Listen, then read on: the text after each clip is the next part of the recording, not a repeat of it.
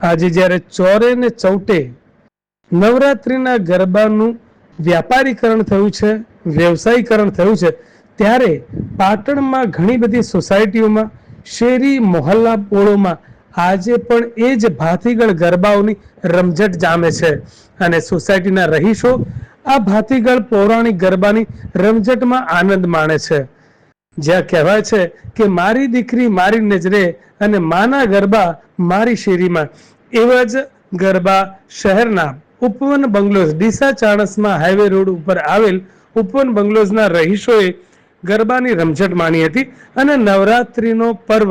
ઉત્સાહ અને ઉલ્લાસભેર ઉજવ્યો હતો, જેમાં આ સોસાયટીમાં રહેતી બહેનોએ ખાસ ભાતીગળ પહેરવેશ પહેરીને